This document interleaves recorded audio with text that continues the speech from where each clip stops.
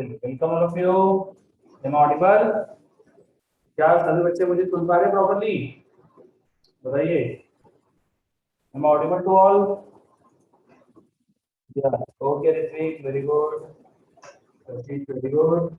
चलो, तो last class तक हमने करंट इलेक्ट्रिसिटी के काफी कुछ चीजें कर ली थी और मैंने बीबी1 बीबी2 आपको होमवर्क में दिया था। एंड डिसाइड दैट आपका पेपर हुआ था भी, तो पेपर में मैंने बोला था कि कुछ गलतियां हो कुछ हो तो बता देना। तो कल ही शायद पेपर मिला था बच्चों को, सबने देखा नहीं होगा। तो एक गलती तो हमें दिख ही रही थी कि डायपोल वाला क्वेश्चन था 18 वाला, उसमें प्रॉब्लम थी। उसके अलावा कुछ आपको ऐसा लग रहा है क्या किसी क्वेश्चन में कुछ आपको मिस्टेक लग रही हो, कुछ करेक्शन ऐसा कुछ रिक्वायर्ड हो? पेपर डिस्कशन हम अपना डीसीएस में करेंगे, अभी बस अपन करेक्शन देखना चाह रहे हैं। चलो, ऋत्विक का जवाब तो आ रहा है कोई भी नहीं, वेरी गुड। अब पेपर डिस्कशन आप लोग और अच्छे से सब बच्चे पूरा पेपर कर लो। कल अपना डीसीएस है ही, डीसीएस का हम डिस्कशन कर लेंगे, ठीक है?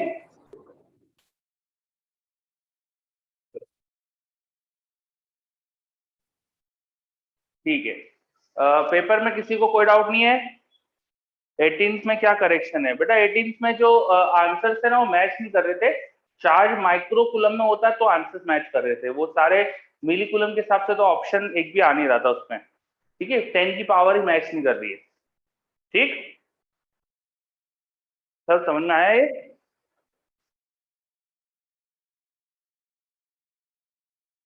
बताओ। ओके, मैंने प्रिंटिंग मिस्टेक समझ के सही कर दिया। अच्छा ओके, कोई बात नहीं, ठीक है। तो हाँ, मतलब ऐसा प्रिंटिंग मिस्टेक जैसा सोच सकते हो उसके अंदर। ठीक है, चलो पेपर का अपना बात हो गई। उसके अलावा आप चलो, मैंने आपको बीबी1 और बीबी2 होमवर्क में दिया था। तो बीबी1 बीबी2 में कल वैसे डीसीएस है, लेकिन स्टिल अगर अभी कोई डाउट हो आपको तो पूछ सकते हो। पहले तो बीबी1 में बताओ, बीबी1 में कोई डाउट है क्या? बीबी1 में कोई डाउट? मैं मेरे पास ओपन कर रहा हूँ बीबी1। पहले बीबी1 में कोई दिक्कत है तो बता दो। ऋत्विक तो बोल रहा है कोई डाउट नहीं है, बाकी बच्चे भी देख लो अच्छे से। हाँ बोलिए सर। हाँ, बोलो बोलो।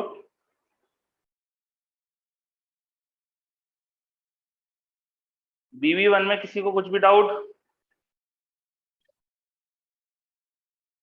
कोई डाउट नहीं आ रहा है अभी तक तो मेरे पास। मेरे पास एक डाउट आ रहा है, रेजिस्टेंस का मास और लेंथ से क्या रिलेशन है? बेटा रेजिस्टेंस का फॉर्मूला अपन ने देखा था ना, क्या होता है? तो रेजिस्टेंस के फॉर्मूले में आपको पता है कि रेजिस्टेंस किस किस से रिलेट होता है? ठीक है, रेजिस्टेंस रो एल बाय ए बोलते हैं अपन। तो अब आप सोच सकते हो यार, डायरेक्ट रिलेशन मास से तो है नहीं, लेंथ से क्या रिलेशन है आपको दिख ही रहा है, रो एल बाय ए है ना? सर मुझे क्वेश्चन नंबर 5 में डाउट था सर। किसका? Sir beginner box 1। ठीक है, बीबी1 का question number 5। What is the unit of frequent quantity? तो यार इसका तो यूनिट बताना है बस, और क्या इसमें डाउट क्या है?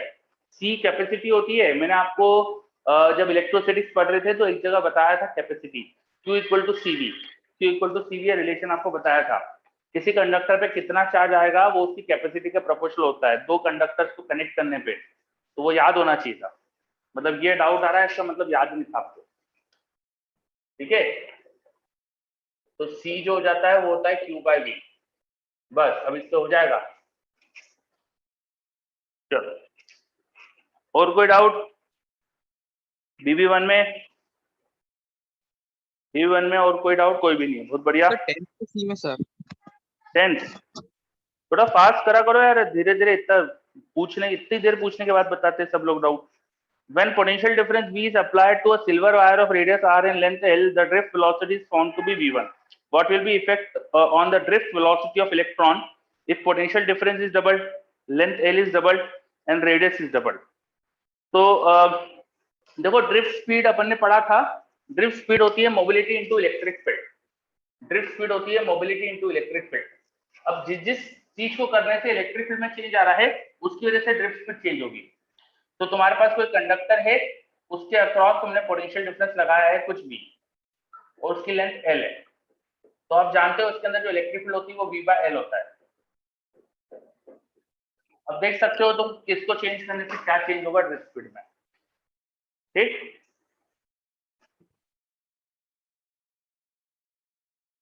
चलो ये समझ में आ गया। Yes sir. ओके, और BB1 पूरा हो गया फिर, है ना। BB2 में आ जाते हैं फिर। चलो BB2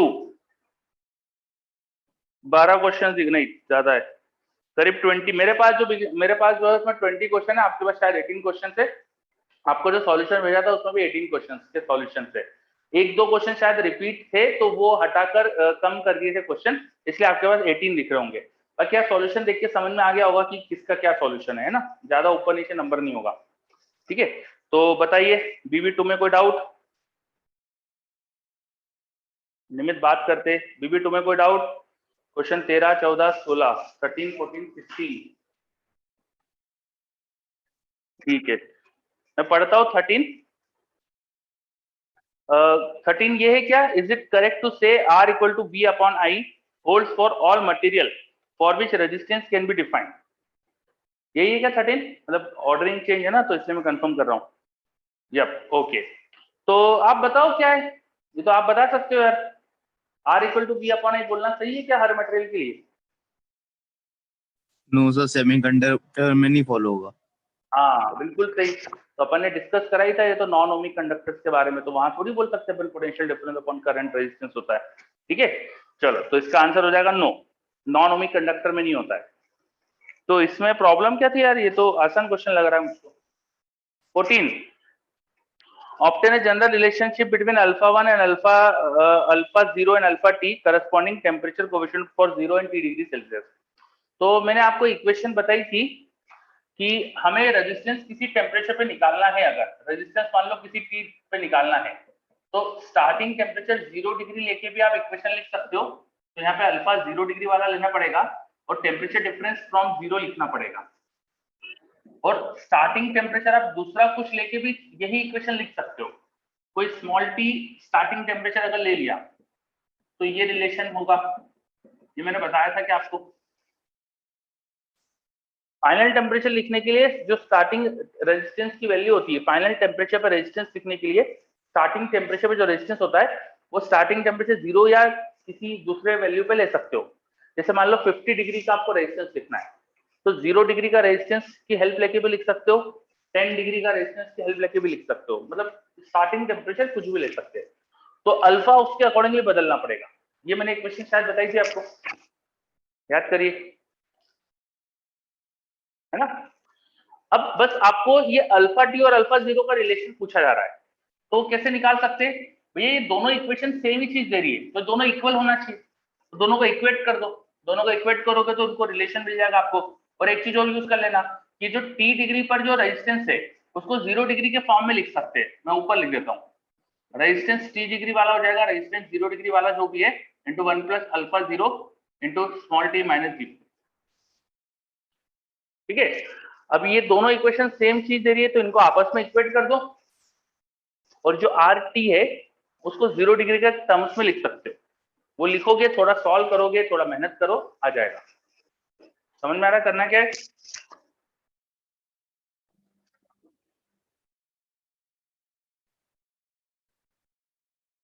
तो मेरे पास एक डाउट आ रहा है, 50 डिग्री का रेजिस्टेंस 60 डिग्री से भी लिख सकते हैं क्या? तो मैथमेटिकली तो यस, ऐसा कर सकते हो, मैथमेटिकली तो सही है।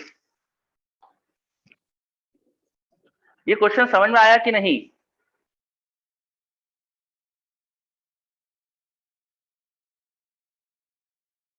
कोई रिप्लाई तो करो, आया नहीं तो ना बोल दो, कुछ डाउट तो एक्स्ट्रा पूछ लो। समझ में आया? यस आ गया है, ओके बहुत बढ़िया।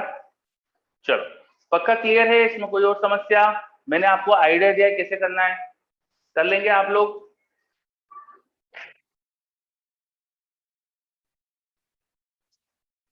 चलो बच्चे मुझे बोल रहे यस, ओके बहुत बढ़िया, ठीक है। उसके बाद फिर मेरे पास एक और डाउट आ रहा था 16 नंबर, तो 16 वाला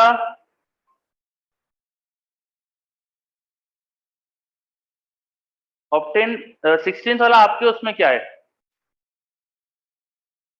आपके उसमें क्या है? जैसे मेरे पास जो लिखा है 16 वाला, वो लिखा है obtain the expression for the ratio of resistance of a coil at two temperature T1 and T2। assuming that the only other quantity is the temperature coefficient alpha 0 at 0. अच्छा, मेरे उसमें 18, अच्छा मेरे उसमें क्वेश्चन ये है कि the temperature coefficient of resistance of wire is 1.25 into 10 power minus 3 per degree Celsius at 300 Kelvin. Its resistance is 1 ohm. The resistance of wire will be 2 ohm at. Resistance 2 ohm कब होगा ये पूछा है, ये वाला क्वेश्चन बोल रहे हो? ओके, तो देखो एक तो रेजिस्टेंस बहुत बड़ा चेंज करा है उन्होंने, है ना, तो डेल्टा टी मुझे लगता है छोटा नहीं होगा, डेल्टा टी छोटा नहीं है। मान लेते हैं कि उन्होंने बेसिक से करा है, मतलब रेजिस्टेंस किसी हाई टेम्परेचर पे इक्वल टू इनिशियल उतना जो बेसिक इक्वेशन होती है उससे करा है, तो देखते हैं कि क्या आना चाहिए हमारा आंसर, है ना। तो 2 ओम इक्वल टू होना चाहिए 1 ohm into 1 plus alpha, alpha कितना दिया है हमको 10 की पावर का गया 1.25 10 पावर माइनस 3, 1.25 मतलब 5/4 into 10 power minus 3 into delta T, तो यहाँ से डेल्टा टी मिल जाएगा, ये 1 इधर डिवाइड कर दो 2 माइनस 1 1 हो जाएगा, तो 4/5 इंटू 10 पावर 3 ये डेल्टा टी हो जाएगा, जो कितना बड़ा चेंज इन टेम्परेचर आ रहा है, ठीक है। तो 4000/5 डिवाइड कर लो, 800 करीब डेल्टा टी आ गया, इनिशियल टेम्परेचर पता है, ठीक है। चलो, तो इससे आंसर अपना 800 डिग्री का टेम्परेचर चेंज करके 300 प्लस 800 करीब करीब 1100 होना चाहिए, तो इसका आंसर करीब 1100 आना चाहिए, ठीक है। अब सॉल्यूशन में पता नहीं, मुझे आप बोल रहे सॉल्यूशन में कुछ अलग तरीका है, तो सॉल्यूशन वाला तरीका भी देख लेते हैं। देखो यहाँ पे डेल्टा टी बहुत बड़ा, डेल्टा टी इंटू अल्फा की वैल्यू बहुत बड़ी आएगी, तो ये बड़ा नंबर है ना, एक्चुअली ये चेंज ही बहुत बड़ा हो गया, तो हो सकता है उन्होंने अल्फा कांस्टेंट लेके भी कराओ, जब अल्फा कांस्टेंट होगा तो R2 equal to R1 into ई की पावर अल्फा डेल्टा टी, ये पढ़ाया था आपको मैंने, ये इक्वेशन भी यूज कर सकते हैं। तो R2/R1 इस क्वेश्चन में 1, R2/R1 इस क्वेश्चन में 2 हो जाएगा, वो ई की power alpha delta T, log ले लो तो alpha delta T should be ln2, ln2 की वैल्यू होती है 0.693, अल्फा की वैल्यू डाल देना तो डेल्टा टी आ जाएगा 0.693 अपॉन 5/4 इंटू 10 पावर 3 ऊपर चला गया, तो 4/5 इंटू 0.693 इंटू 10 पावर 3, ये आंसर आ जाएगा। अब ये डेल्टा टी देखो, यहाँ जो डेल्टा टी है ना उसका 0.693 मतलब 0.7 के आसपास कुछ आएगा, तो 800 इंटू 0.7 कितना हो जाएगा 80 into 7 560 something, 560 plus initial temperature 300, तो 800 समथिंग कुछ आंसर होना चाहिए इस तरीके से, पर इस तरीके का आंसर देखो ऑप्शन में नहीं है, इस तरीके से आंसर ऑप्शन में नहीं है, तो उन्होंने अपन को ऑप्शन थोड़े सही दिए कि भाई ऐसा तरीके से आंसर ही नहीं दिया, तो ऐसा फिर अपन कर ही नहीं सकते इसका मतलब, ठीक है। समझ में आया ये? सर हाँ सर इसमें हमने अल्फा को कांस्टेंट मान लिया है ना? नहीं, ये मैंने तो पहले बेसिक से करा, हमेशा सबसे पहले तो बेसिक से करो, ठीक है। तो पहले बेसिक से करा तो अपना आंसर सही आ गया, फिर मैंने अल्फा कांस्टेंट मान के जो अपनी इक्वेशन निकाली थी ना उससे ट्राई करके देखा, तो आप लोग बोल रहे थे सॉल्यूशन में कुछ अलग तरीका है, तो मुझे लगा शायद ये तरीका होगा, इसलिए मैंने ये करके देखा। यही तरीका था क्या सॉल्यूशन में? नहीं सर, सॉल्यूशन में तो अलग था, उसमें तो पहले उनने R0 लेकर लिखा था, मतलब 0 पे लिखा था, और फिर उसको कुछ तो भी करके उनने 1126 ऐसा कुछ आंसर लाया था। अल्फा 0 डिग्री वाला है ऐसा मान लिया होगा। हाँ अल्फा हाँ सर, हाँ, तो उन्होंने ये करा है, फिर ये 18 में रेजिस्टेंस किसी टेम्परेचर पे जो होना चाहिए, ये लिखी हुई देखो इक्वेशन ऊपर, ये रेजिस्टेंस किसी टेम्परेचर पे जो होना चाहिए वो 0 डिग्री का resistance into 1 plus alpha 0 delta T, तो शायद उन्होंने ऐसा करा होगा कि हमको जो रेजिस्टेंस दिया वो 300 केल्विन पे दिया है, तो 300 केल्विन 27 डिग्री सेल्सियस, तो पहले 27 डिग्री सेल्सियस का रेजिस्टेंस गिवन है, उसको यूज करके 0 डिग्री का निकाला होगा, और फिर 0 डिग्री का रेजिस्टेंस की वैल्यू यहाँ रखकर फिर जो भी नया रेजिस्टेंस है 2 ओम वो रख के टेम्परेचर निकाला होगा, वो भी ठीक है, पर वो थोड़ा अप्रोक्सीमेट मतलब वो ज्यादा अच्छा तरीका है, लेकिन क्वेश्चन में कंफर्म नहीं कि अल्फा 0 का है क्या, तो चलेगा ऐसा, ठीक है। हाँ कशिश बिल्कुल सही, बहुत कंफ्यूजन होता है इसके अंदर, तो मैं सबका सॉल्यूशन ये बता रहा हूँ कि बेसिक तरीका यही लगाना है आपको हमेशा, आपको हमेशा बेसिक तरीका यही यूज करना है। किसी हायर टेम्परेचर पर रेजिस्टेंस की वैल्यू निकालने के लिए लोअर टेम्परेचर का resistance 1 plus alpha delta T. अब यहाँ जो अल्फा की वैल्यू लेंगे, जिस टेम्परेचर पे इनिशियल टेम्परेचर पे हमने रेजिस्टेंस की वैल्यू ली है, उस पे जो अल्फा की वैल्यू होगी वो लेना चाहिए हमको यहाँ पे। ठीक,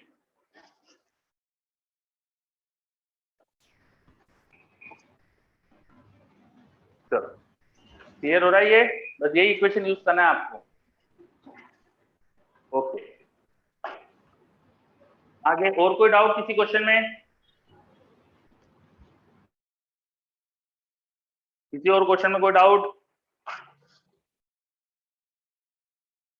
हो गए बाकी सब? यस, ओके, बहुत बढ़िया, ठीक है। चलो, तो अब हम आगे स्टार्ट करते हैं सर्किट सॉल्विंग। लिखिए हेडिंग सर्किट्स।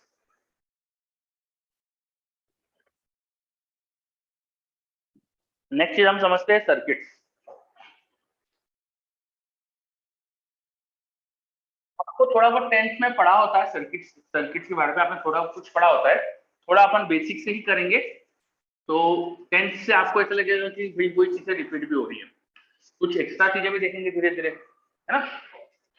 आज मैंने सुबह क्लास में पढ़ाया था, ये तो काफी मिसकंसेप्शन बच्चों के मुझे पता चले, तो हो सकता है आपके साथ भी ऐसा हो। तो जो भी आपके डाउट्स आए ना वो पूछ सकते हो आप, पर एक बार मैं पॉज लूं तब पूछना, है ना। मैं जो समझा रहा हूँ वो समझाने के रोकने के बाद फिर आपके डाउट्स की टाइम दूंगा मैं, तब पूछना, ठीक है। चलो, तो सर्किट्स क्या होते हैं समझते हैं। सर्किट्स को शॉर्ट में मैं सीकेटी लिखता हूँ, कई किताबों में हम सीकेटी लिखते हैं, ठीक है। Circuits are connection, circuits are connections of circuit element. Circuits क्या होते हैं? सर्किट एलिमेंट्स का आपस में कनेक्शन, सर्किट एलिमेंट्स का आपस में कनेक्शन। तो लिख सकते हो circuits are connections of circuit element. Circuit elements क्या क्या होते हैं? तो सबसे पहली चीज होती है वायर। किसी भी सर्किट में वायर एक सर्किट एलिमेंट होता है। वायर तो आप जानते ही, किसी भी कंडक्टर का वायर ले लिया अपन ने, ठीक है। फिर होता है सेल, फिर होता है रेजिस्टेंस, है ना, फिर होता है स्विचेस,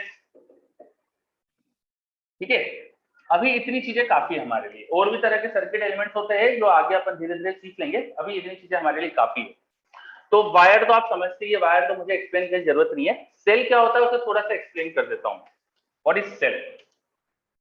सेल को थोड़ा अच्छे से समझ लेते हैं। सेल ऐसा डिवाइस है जिसमें केमिकल रिएक्शंस की वजह से हमें उसके इलेक्ट्रोड्स के बीच में पोटेंशियल डिफरेंस मिलता है। सेल के अंदर कुछ केमिकल रिएक्शंस होती है जिसकी वजह से उसके इलेक्ट्रोड्स का हमें पोटेंशियल डिफरेंस मिलता है। अगर आपने थोड़ा बहुत आइडिया हो आपको वोल्टिक सेल का, तो एक सेल में बेसिकली इलेक्ट्रोलाइट्स का सॉल्यूशन होता है, और जिसमें हमारे पास दो इलेक्ट्रोड्स होते हैं, लाइक हमारा एक इलेक्ट्रोड है और हमारा एक और इलेक्ट्रोड है।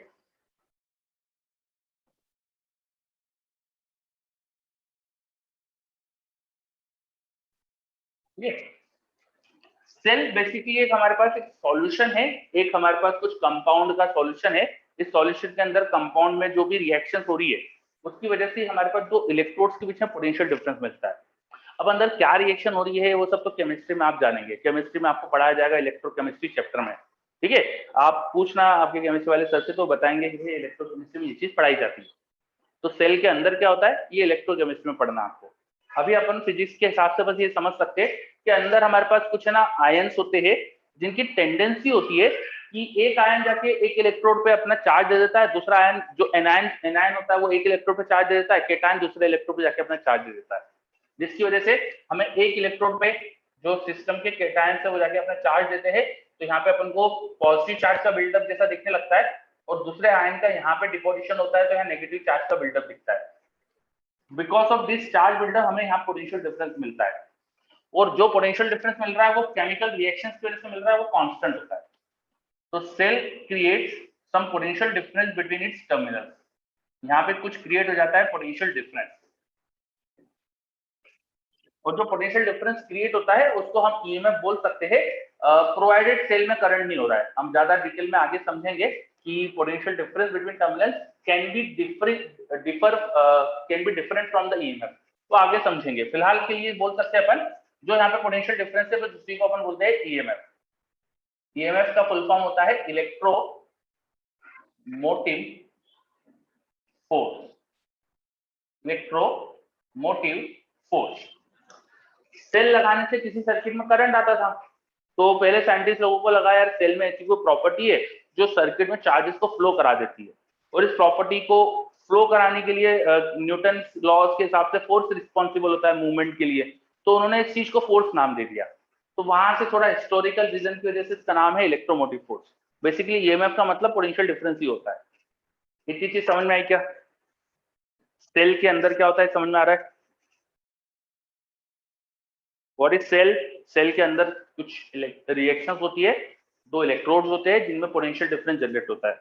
जब पोटेंशियल डिफरेंस कितना जनरेट होगा वो डिपेंड करेगा कि कौन सी रिएक्शंस हो रही है, क्या है ना। जैसे अपन बाजार में खरीद के लाते हैं पेंसिल सेल, जो हमारे रिमोट वगैरह में अपन यूज करते हैं, तो 1.5 वोल्ट का पोटेंशियल डिफरेंस बनता है वहां पे, है ना।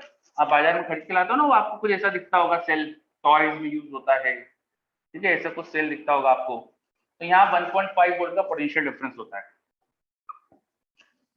कितना पोटेंशियल डिफरेंस होगा ये डिपेंड करता है सेल की प्रॉपर्टीज पे।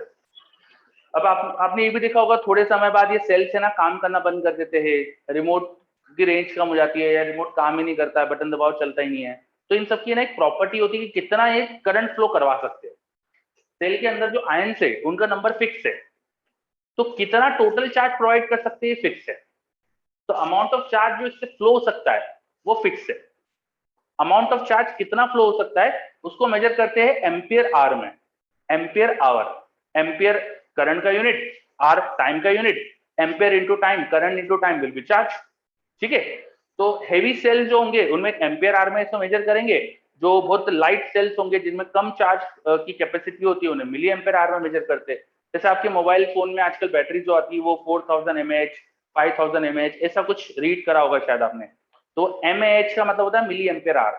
इसका मतलब 4000 mAh का मतलब हो सकता है कि 4000 मिली एम्पियर का करंट 1 घंटे तक वो सेल दे सकता है।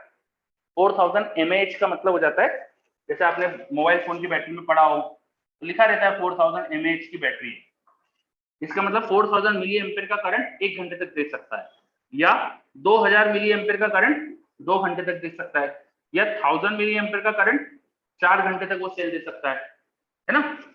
ये मतलब हो जाता है कि टोटल इतना उसमें चार्ज स्टोर है, अंदर जो आयंस है वो इतना चार्ज स्टोर करके रख सकते हैं। आ रही बात समझ में? कैपेसिटी का मतलब समझ में आ रहा है सेल की? सेल पे जो लिखा रहता है बैटरी वो, ठीक है, बच्चे बता रहे हैं मुझे, यस, ओके, वेरी गुड, ठीक है। चलो, कुछ सेल रिचार्जेबल भी होते हैं, जैसे मोबाइल फोन रिचार्जेबल सेल्स होते हैं, उसमें उनमें क्या होता है हम उनको वापस से चार्ज कर सकते हैं। उनमें जो आयंस थे ना वो डिपॉजिट कर दिए अपने एक बार चार्ज, अब जबरदस्ती उनको उल्टी डायरेक्शन में करंट फ्लो करा के वापस से आयन बना सकते हैं। आयन ने जगह अपना चार्ज दे दिया था, लेकिन आपने क्या करा, उल्टा करंट फ्लो करा दिया सेल में, तो आयन वापस जाके अपना चार्ज लेके फिर से वो आयंस के फॉर्म में कन्वर्ट हो गया। रिएक्शन उल्टी करा सकते हैं। वहां पे ऐसी केमिकल रिएक्शन होती है जिसका जो बाय डायरेक्शन हो सकती है, क्या बोलते हैं, केमिकल इक्विलिब्रियम चैप्टर में पढ़ते हैं शायद ऐसा आप, है ना, कि रिएक्शन में प्रोडक्ट से रिएक्टेंट भी बन सकता है, रिएक्टेंट से प्रोडक्ट भी बन सकता है। रिवर्सिबल रिएक्शंस, हाँ, रिवर्सिबल रिएक्शंस, यस। तो रिवर्सिबल टाइप की रिएक्शन होती है उस तरह के सेल्स में, ठीक है। चलो, ये थोड़ा सेल के बारे में अपन ने डिस्कस करा कि सेल क्या होता है। Cell basically creates a potential difference between the terminals, और इन टर्मिनल के बीच में अगर कोई वायर लगा देंगे तो उस वायर में, अब क्योंकि हर वायर में कुछ तो रेजिस्टेंस होगा, हर वायर बेसिकली कंडक्टर है, तो उसमें पोटेंशियल डिफरेंस से इलेक्ट्रिक फील्ड आएगी, इलेक्ट्रिक फील्ड से करंट फ्लो होने लगेगा। तो अगर इसके टर्मिनल्स पे कुछ भी लगा दो तो it will have some current, उसमें कुछ करंट आ सकता है, ठीक है। चलो, तो सर्किट का एक एलिमेंट होता है सेल, उसको थोड़ा डिस्कस करा अपन। फिर हम जो अभी पढ़ने वाले सर्किट उनमें एक एलिमेंट होता है रेजिस्टेंस, जो आपको पता ही है रेजिस्टेंस क्या होता है। रेजिस्टेंस जो सेल होते हैं उनको हम इस सिंबल से रिप्रेजेंट करते हैं सर्किट में, ये आपको पता ही होगा, मैंने भी कई बार यूज करा है। और रेजिस्टेंस को इस सिंबल से रिप्रेजेंट करते हैं। रेजिस्टेंस होता क्या है, बेसिकली एक कंडक्टर है जिसके अंदर थोड़ा पोटेंशियल डिफरेंस क्रिएट करने से करंट थोड़ा कम प्रोड्यूस हो रहा है, तो ज्यादा रेजिस्टेंस बोल सकते हैं, ठीक है। स्विचेस क्या होते हैं, स्विचेस या की सर्किट में करंट ऑन या ऑफ करने के लिए यूज करते हैं। स्विचेस का सिंबल एक तो ये होता है और एक ये, ये दोनों स्विचेस के सिंबल है, इसको की भी कहा जाता है। ठीक है, चलो वायर तो आप जानते हैं कैसे दिखाएंगे, तो मैंने सबके सर्किट एलिमेंट की सिंबल भी बता दिए और उनका मतलब भी थोड़ा डिटेल में स्टडी कर लिया अपन ने। यहाँ तक ये चीजें क्लियर? सर्किट्स में क्या क्या तरह के एलिमेंट्स होते हैं, समझ में आ रहा है? यस, ठीक है।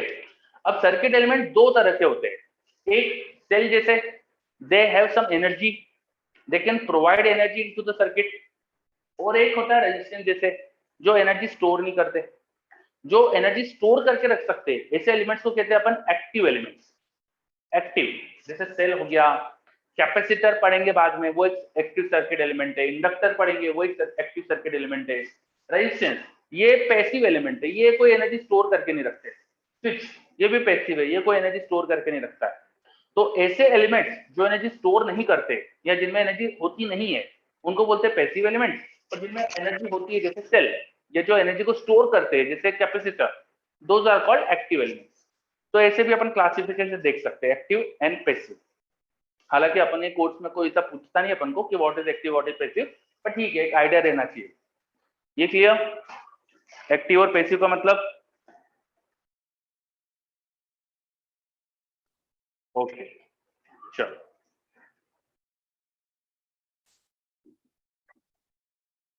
सर्किट क्या होता है? तो इन सर्किट एलिमेंट्स का आपस में कनेक्शन, बस इसको बोलते हैं अपन सर्किट। इन सर्किट एलिमेंट्स का आपस में कनेक्शन। अब कनेक्शन कैसे कर सकते हैं भाई? वायर से लगा दिया, बस अपन ने देखे, ये सर्किट बनाए भी होंगे आपने। ठीक है, अब हर सर्किट में कुछ बेसिक चीजें फॉलो होना चाहिए।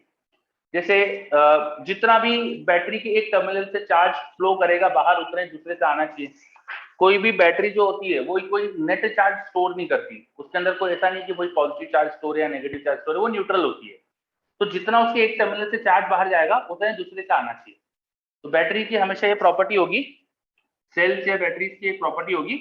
अच्छा, बैटरी क्या होती है? ऐसे ही कई सारे सेल को जोड़ दो आपस में तो बैटरी बन जाती है। Battery is just collection of sales.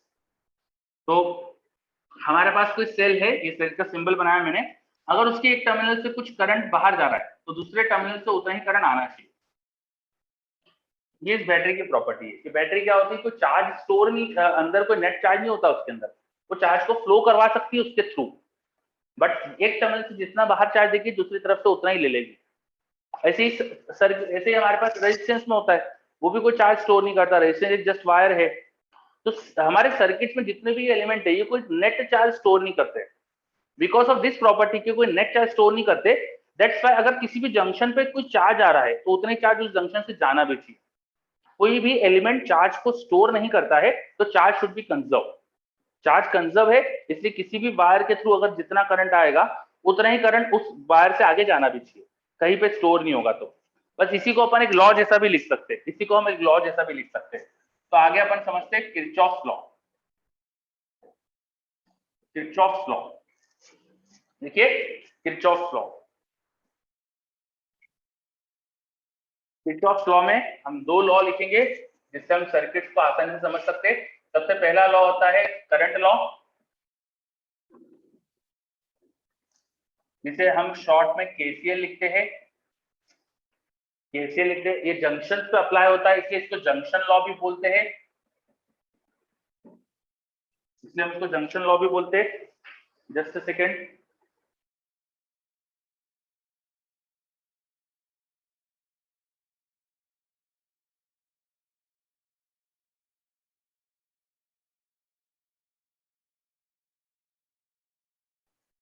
Okay.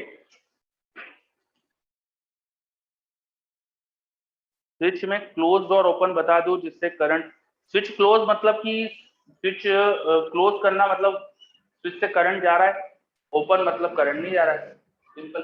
जैसे ये ऐसा रहेगा स्विच तो करंट नहीं जाएगा, और उसको क्लोज कर दिया या स्विच ऑन कर दिया तो करंट जाएगा। ठीक है, चलो। तो करंट लॉ या जंक्शन लॉ देख रहे थे अपन किरचॉफ्स लॉ में। करंट लॉ जंक्शन लॉ भी बोलते हैं उसे, इसे हम केसीएल से शॉर्ट में रिप्रेजेंट करते हैं, या अपन किरचॉफ्स का फर्स्ट लॉ भी बोलते हैं इसे शॉर्ट में। ये क्या है? It is based on principle of charge conservation. This law is based on principle of charge conservation.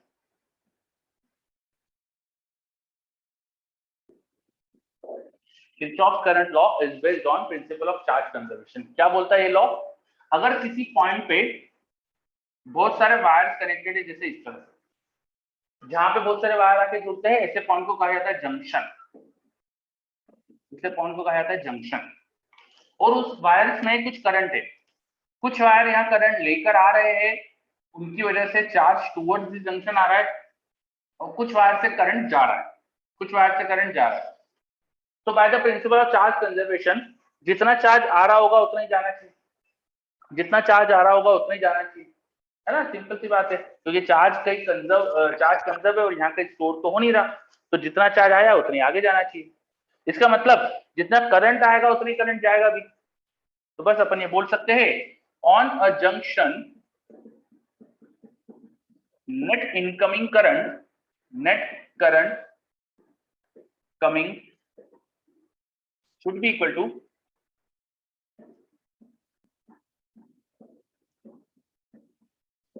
net current outgoing।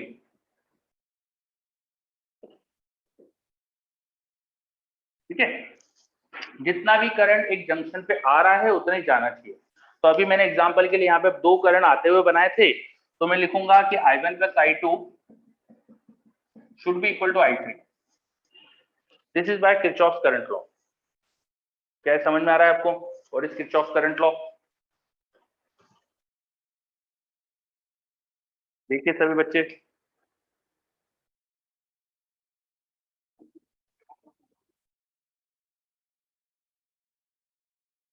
Okay, जल्दी से नोट कर लीजिए। बहुत ही सिंपल सी चीज है किरचॉफ्स करंट लॉ, आपने देखा होगा शायद, डेफिनेटली ये 10 पेन तक पढ़ाते हैं इतना, है ना?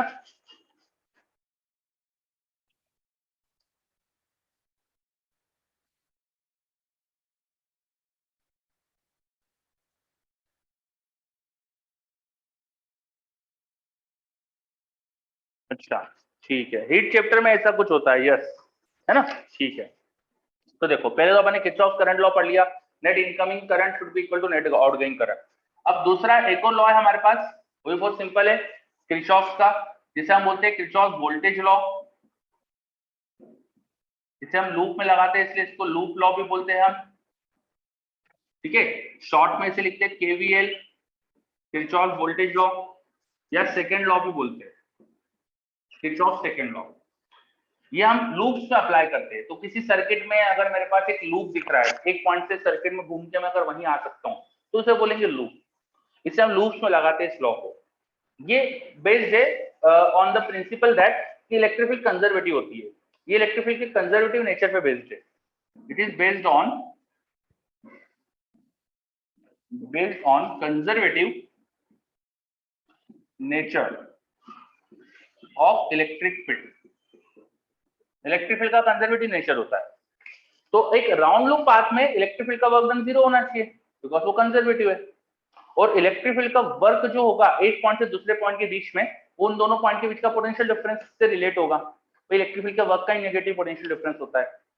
तो अगर इलेक्ट्रिक फील्ड का work done round loop path पे 0 है, तो उसके वर्क का नेगेटिव का भी सम 0 होगा, है ना भाई? इलेक्ट्रिक फील्ड का खुद का work done on the round loop path 0 है, तो राउंड लूप पाथ में इलेक्ट्रिक फील्ड के वर्क का नेगेटिव का सम भी 0 होना चाहिए, है ना? और इलेक्ट्रिक फील्ड के वर्क का नेगेटिव मतलब पोटेंशियल डिफरेंस।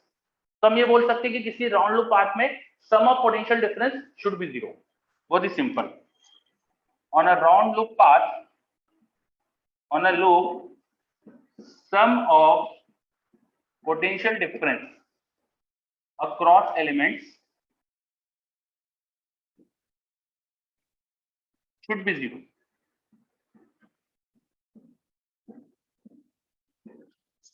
ठीक है, शुड बी 0। सिंपल सी बात है, इलेक्ट्रिक फील्ड का राउंड लूप पाथ में वर्क डन 0, इलेक्ट्रिक फील्ड के वर्क का नेगेटिव पोटेंशियल डिफरेंस होता है। तो negative of work done by electric field over the round loop path, ये भी 0 ही था। और negative of work done by electric field होता है पोटेंशियल डिफरेंस। तो पोटेंशियल डिफरेंस पूरे राउंड लूप पाथ में निकालेंगे तो 0 आना चाहिए उसका सम। तो बस वही लिखा है अपन ने, ऑन अ लूप या in a loop sum of potential difference across elements should be 0। समझ में आ रहा है ये लॉ? हाँ, केवीएल का एग्जांपल सीखेंगे अभी, पहले तो लॉ समझिए। केवीएल का एग्जांपल देखेंगे हम। चलो लॉ सबको क्लियर है अगर, तो थोड़ा सा इसको एक सर्किट में अप्लाई करके देखते हैं। केवीएल को इस सर्किट में हम अप्लाई करके देखते हैं। मान लो मेरे पास एक सर्किट है, ये एक सर्किट ड्रॉ कर रहा हूं मैं, एक सेल है, यहाँ एक कोई रेजिस्टेंस है, यहाँ कोई रेजिस्टेंस है, यहाँ एक सेल और था, और कुछ कैपेसिटर लगा हुआ है। चलो यहाँ पे कैपेसिटर हालांकि अभी अपन सीखनेंगे नहीं, मतलब कैपेसिटर चलो कैपेसिटर हटा देता हूँ मैं, अभी आपको मैंने बताया नहीं तो उसके बारे में कुछ। ये एक रजिस्टर है, एक रजिस्टर यहाँ और बना देते हैं, ठीक है, कुछ रजिस्टर्स और है, कुछ वायर और यहाँ से बाहर जाते हैं। ऐसा कोई सर्किट है हमारे पास, मान लो यहाँ से एक वायर और निकल के जा रहा है सब, ठीक है। कोई बहुत बड़े सर्किट का एक छोटा हिस्सा दिखाया है, कोई बहुत बड़े सर्किट का एक छोटा हिस्सा दिखाया है। तो जो छोटा हिस्सा है देखो, ये एक राउंड लूप पाथ है, एक राउंड लूप पाथ है यहाँ, है ना। पॉइंट्स के नाम दे देते हैं, सपोज ये पॉइंट ए था, ये बी था, सी, डी, ई, एफ, ठीक है। जितने मुझे कनेक्शन दिख रहे थे, जैसे सेल और रजिस्टर का एक कनेक्शन यहाँ दिख रहा है, तो इस जंक्शन को मैंने सी नाम दे दिया, इस पॉइंट को सी दे दिया, इसको डी दे दिया, जैसे हर पॉइंट को कुछ नाम दे दिया। हर रेजिस्टेंस की वैल्यू मान लो आपको पता है, तो मान लो ये रेजिस्टेंस R1 था, या R2 था, या R3, या R4। बैटरीज का ईएमएफ भी आप जानते हो, लेट्स से ये सेल का ईएमएफ E1 है, इस सेल का ईएमएफ E2 है। ईएमएफ मतलब उसका पोटेंशियल डिफरेंस, उसके टर्मिनल्स का पोटेंशियल डिफरेंस। अब इस लूप में अपन केवीएल की इक्वेशन लिख के देखते हैं, इस लूप में हम केवीएल की इक्वेशन लिख के देखते हैं, ठीक है। चलो स्टार्टिंग फ्रॉम ए लिखते हैं हम। तो ए से अगर बी जाऊंगा तो what will be potential of B minus potential of A. सबसे पहले तो ये बताओ, what will be potential of B minus potential of A. A से बी जाएंगे तो what will be potential of B minus potential of ए। हमें उसके लिए लिखने के लिए करंट पता होना चाहिए, तो करंट एज्यूम कर लो कुछ। मान लो सर्किट में करंट पता है हमको, मान लो कि यहाँ करंट ऐसा कुछ था, उसको I1 मान लिया। यहाँ से करंट जो मान लो I2 है, यहाँ से करंट मान लो इधर से I3 आ रहा था, और यहाँ से करंट मान लो कि I4 था। मुझे नहीं पता कहाँ कितना करंट है, मैंने इसे रैंडमली बना दिया ताकि आप लिख पाए। अब बताओ, अगर इस रजिस्टर में आपको करंट पता है तो यहाँ से यहाँ का पोटेंशियल डिफरेंस लिख सकते हो क्या? एक रजिस्टर में करंट पता है तो उसके अक्रॉस पोटेंशियल डिफरेंस लिख सकते हैं क्या? बिल्कुल सही, रजिस्टर के अंदर ओम्स लॉ से लिख सकते हैं ना अपन। मैं साइड में लिख के बता देता हूं आपको।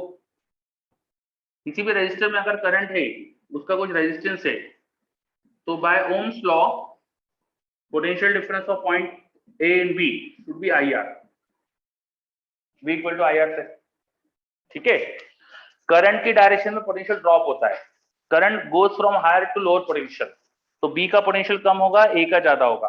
अगर आप उल्टा लिखोगे, आप अगर VB माइनस VA लिखोगे तो you should get minus IR। किसी भी रजिस्टर में the potential difference across register is I into R, current into resistance. तो अब यहाँ पे क्या लिख सकते हैं अपन, बताओ।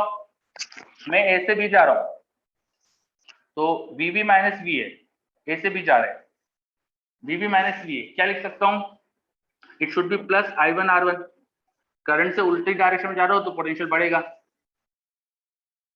ये समझ में आई क्या?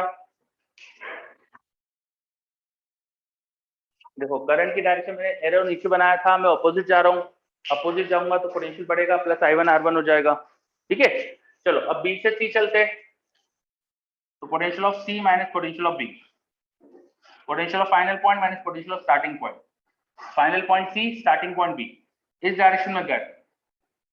बैटरी का EMF E1 है, इसका मतलब इसके across potential difference is E1, और ये जो बड़ी लाइन होती है वहां पे पोटेंशियल पॉजिटिव होता है, जो छोटी लाइन होती है वहां नेगेटिव होता है। तो यहाँ हायर यहाँ लोअर, तो मैं प्लस से माइनस जा रहा हूँ, इसलिए potential should be negative of E1, it should be minus of E1।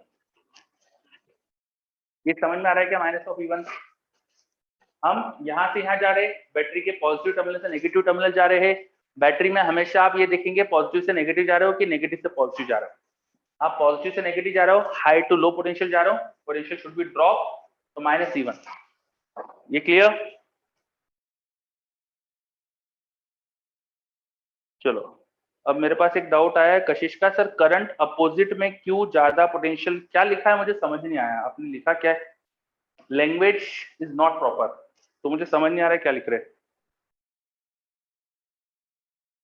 बोल के पूछ लो आप, मतलब जो भी डाउट है लिखने से बोल के ज्यादा पूछ लोगे अच्छे सर, से।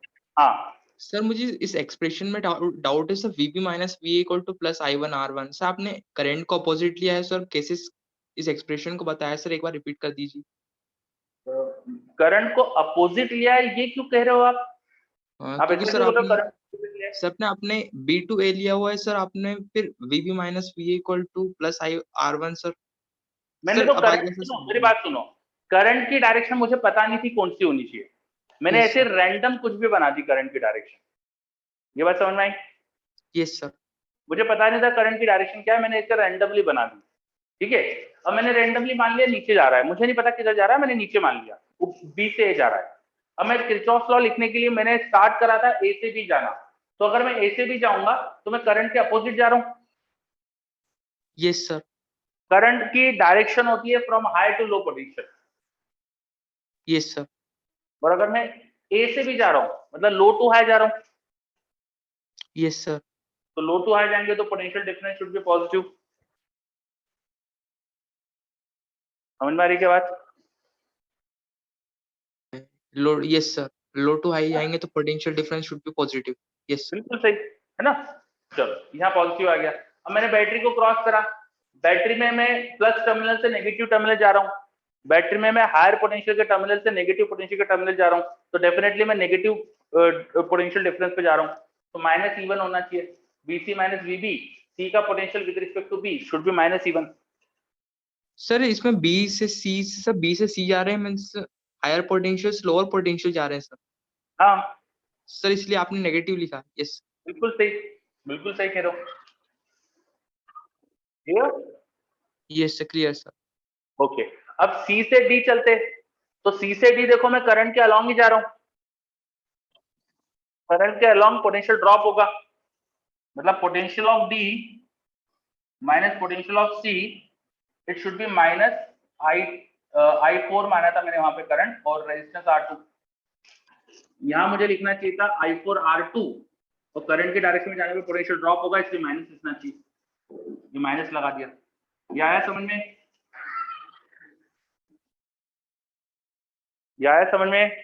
चलो कशिश, आपको समझ में आ रहा है? आपने भी डाउट पूछा था, आपको क्लियर हो गया क्या डाउट? Yes, okay. चलो अब D से E चलते, तो बताओ, आप बताओ क्या लिखना चाहिए मुझे? Potential of E minus potential of D, potential of E minus D क्या लिखना चाहिए मुझे बताओ? यहाँ रजिस्टर R3 है, करंट I3 है।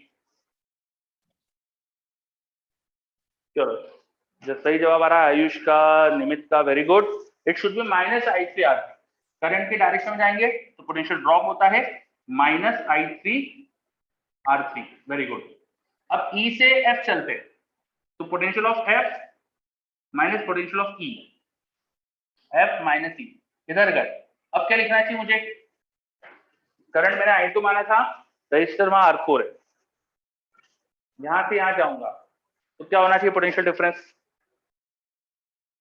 बिल्कुल सही, प्लस में आना चाहिए, वेरी गुड।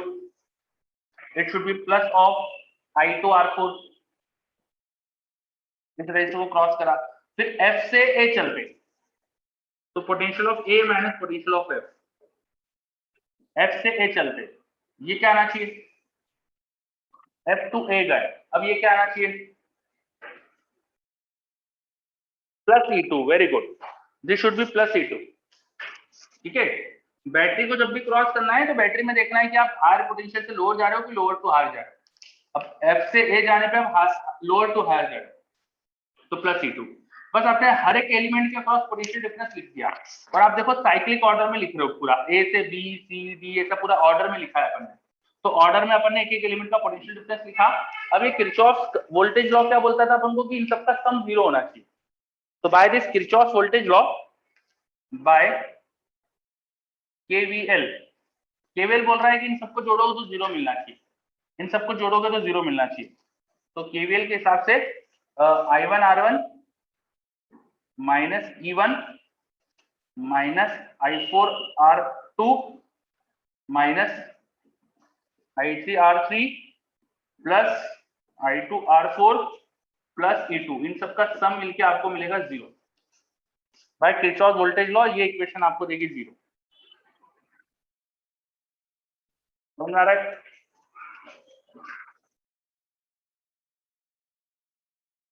ये इक्वेशन समझ में आई?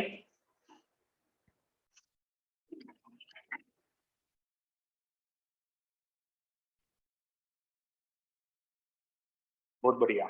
चलो, तो what is Kirchhoff voltage law and current law, ये दोनों सीखा अपन ने। अब हाँ, इसमें करंट लॉ से भी कुछ इक्वेशन बना सकते हैं अपन। मैंने कुछ जगह के करंट बना दिए थे डायग्राम में और सब जगह नहीं बनाए।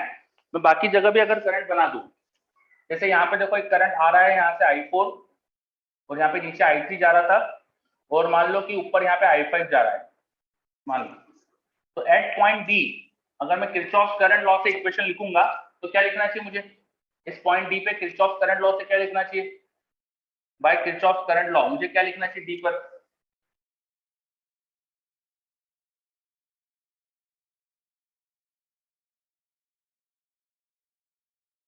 डी पॉइंट पे क्या इक्वेशन लिखना चाहिए? ऋत्विक का जवाब आ गया, वेरी गुड ऋत्विक। भाई I4 करंट वहां पे आ रहा है। अथर्व का भी आ गया। नहीं अथर्व, कुछ गलत लिखा आपने। इस पॉइंट पे देखेंगे तो यहाँ पे मैं किरचॉफ करंट लॉ की इक्वेशन पूछ रहा हूँ आपसे। करंट आ रहा था I4 और जा रहा है I5 और I3। तो I4 आने वाला करंट इक्वल टू जाने वाला I5 प्लस I3। ये इक्वेशन लिख सकते हैं हम किरचॉफ करंट लॉ से एट पॉइंट डी। चलो, अब मैक्सिमम बच्चों ने सही जवाब दे रखा था, very good. Is this clear?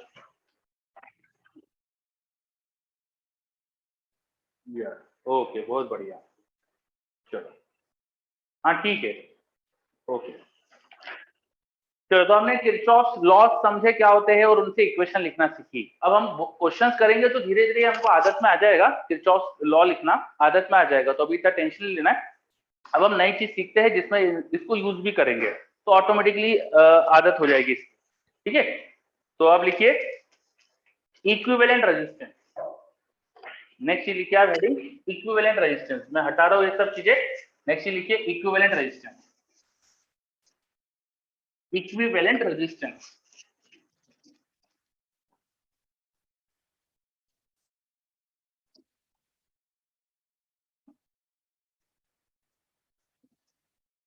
Equivalent resistance.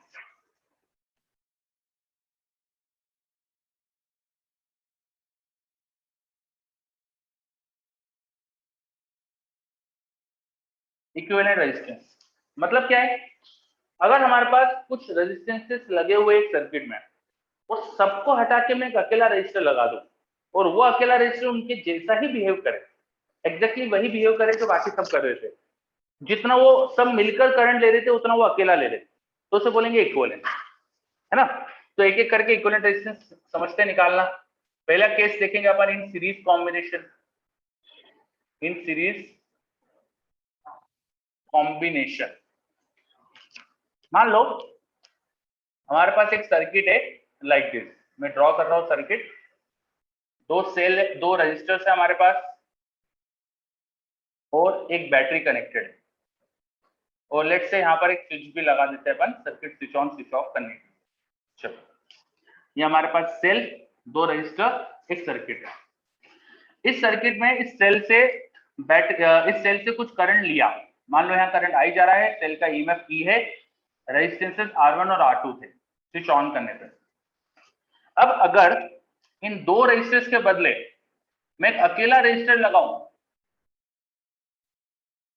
Same cell के अक्रॉस, वही सेल है ये, एग्जैक्ट वही सेल है ये, वही ईएमएफ है इसका। जब यहां सर्किट स्विच ऑन करो और वही करंट जा रहा है, ये सेल यहां भी उतना ही करंट दे रहा है जितना यहां दे रहा था, तो उस अकेले रजिस्टर को बोल देंगे कि वो इन दोनों का इक्विवेलेंट है। उस अकेले रजिस्टर को बोल देंगे इन दोनों का इक्विवेलेंट है। मीनिंग समझ में आ रहा है इक्विवेलेंट का? हाँ, इस पॉइंट को चलो मैं नाम देता हूं ए, इस पॉइंट को नाम देता हूं बी।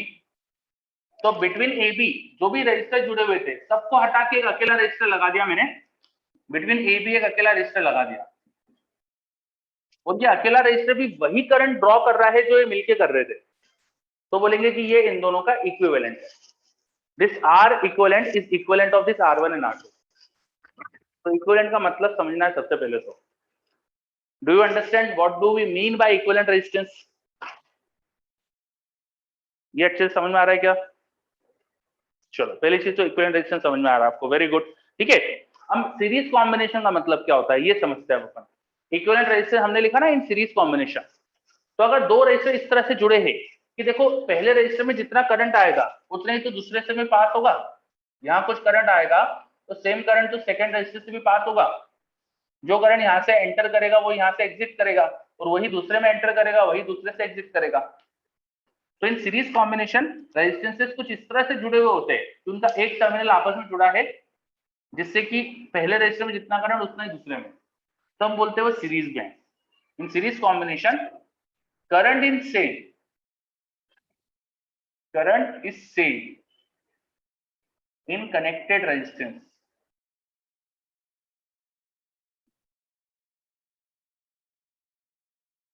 दो रेजिस्टेंस अगर इस तरह से कनेक्टेड है कि उनमें करंट सेम है तो बोलते हैं कि वो सीरीज में।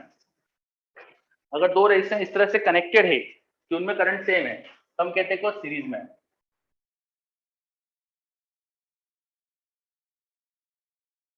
दो रेजिस्टेंस इस तरह से कनेक्टेड है कि उनमें करंट सेम है तो हम बोलते हैं वो सीरीज में। क्या सीरीज मतलब समझ में आ रहा है?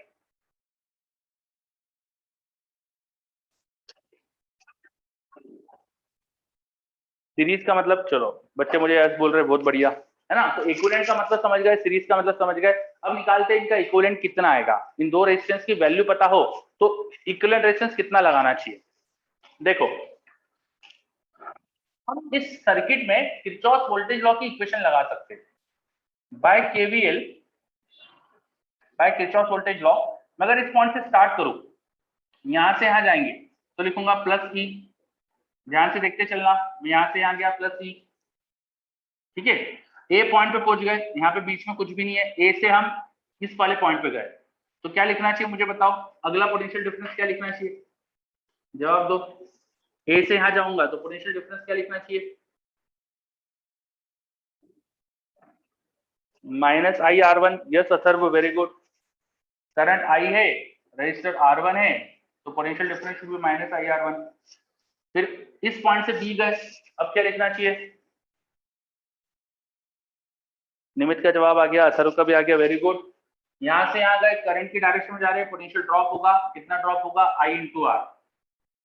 बी पॉइंट पे पहुंच गया, बी और ये पॉइंट तो सेम ही थे, इनके बीच में कुछ एलिमेंट है ही नहीं, ये एक ही वायर से जुड़े हुए, तो यहाँ और यहाँ का पोटेंशियल सेम, मतलब स्टार्टिंग पॉइंट पहुंच गया। तो ये पूरे लूप में मैंने इक्वेशन लिख दी, 3 एलिमेंट लूप में, तीनों का पोटेंशियल डिफरेंस का सम इक्वल टू 0 होना चाहिए। किरचॉफ वोल्टेज लॉ से इक्वेशन आ गई। ये इक्वेशन हमें बता रही है कि E इक्वल टू है I times R1 plus R2। E equal to है I time R1 plus R2। ठीक है, सर्किट में करंट के लिए हमें क्या इक्वेशन मिल गई।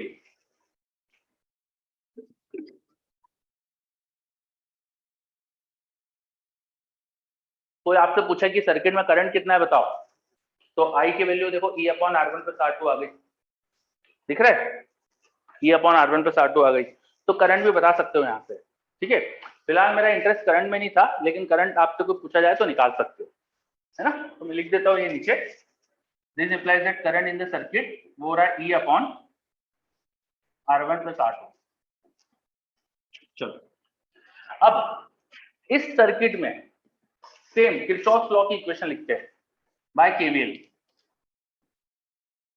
Bye KVL. तो यहाँ क्या लिखेंगे, दो ही एलिमेंट है, बैटरी को क्रॉस करूंगा तो यहाँ से यहाँ गया तो प्लस ई, फिर रजिस्टर को क्रॉस करूंगा, जो करंट यहाँ से एंटर हुआ है वो रजिस्टर में भी फ्लो कर रहा होगा, यही करंट ऐसे जाना चाहिए आई। तो रजिस्टर के लिए लिखेंगे minus I R equivalent should be 0। तो यहां से लिखेंगे E should be I time R equivalent. ये इक्वेशन 2 बोली हमने। कंपेयर करो इक्वेशन 1 और 2 को, दोनों में E सेम है, I सेम है। भाई इस रेजिस्टेंस को इक्विवेलेंट कब बोलेंगे, जब सेम करंट लेके जाएगा ये। तो I दोनों में सेम है, तो R1 plus R2 should be equal to R equivalent. by equation 1 and 2, it is clear that R equivalent should be R1 plus R2. आ रहा है समझ में ये? R equivalent should be R1 plus R2.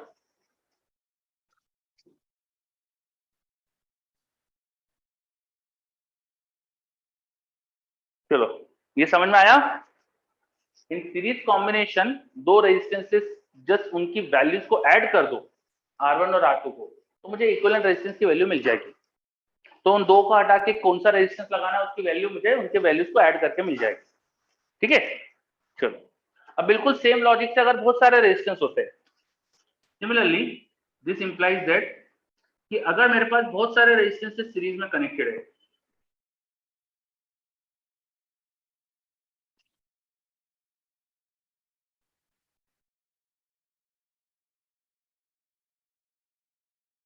मान लीजिए ए और बी पॉइंट के बीच में बहुत सारे रेजिस्टेंस जुड़े हुए हैं, this is R1, this is R2, this is R3, फिर मैंने यहाँ डॉट्स लगाए हैं और लास्ट में लिखा है Rn। तो डॉट बता रहे हैं कि बीच में बहुत सारे और रेजिस्टेंस, ठीक है, यहाँ बीच में मैंने डॉट्स लगाए, तो R1, R2, R3 ऐसे बहुत सारे रेजिस्टेंस सीरीज में जुड़े हैं। अब ये सब ऐसे जुड़े हुए हैं कि जो करंट यहाँ से एंटर करेगा वो सीधा पीछे निकलेगा, बीच में कहीं और ऐसा वायर नहीं है कि करंट जा सकता है, तो सब सीरीज में। इन दैट केस इन सबको हटाकर हम एक अकेला रजिस्टर लगा सकते हैं यहाँ पे R इक्विवेलेंट, जो होना चाहिए summation of all this resistances 1 to n। ठीक है, that is R1 plus R2 up to Rn। सबको सम करके जो रेजिस्टेंस आएगा वो लगा लो, so that will be behaving equivalently, वो उतना ही करंट लेगा जितना ही मिलके करंट ले रहे थे। Is it clear? ये सब आपने पढ़ा हुआ होगा, आई एग्री कि भाई सबको आ रहा होगा समझ में, लेकिन रिप्लाई करा करो तो मुझे समझ में आएगा आपको कितना आ रहा है। चलो बहुत बढ़िया, ठीक है, ओके।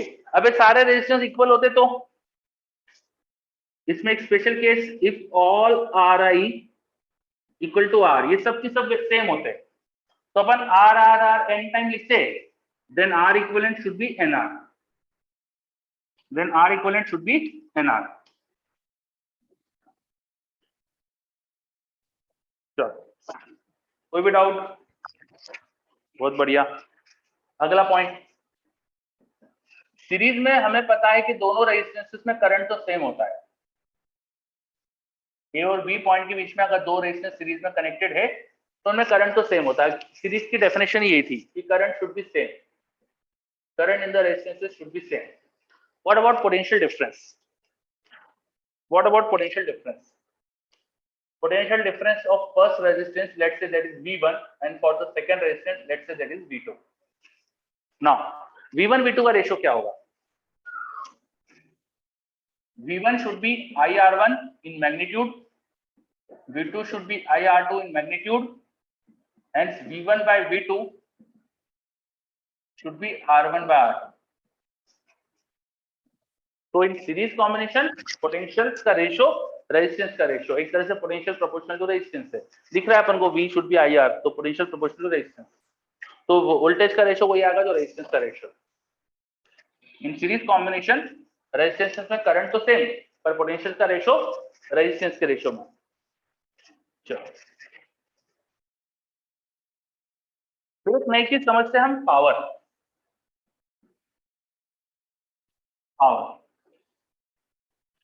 ठीक है, पावर वर्क डन का रेट ऑफ चेंज होता है, रेट ऑफ वर्क डन होता है।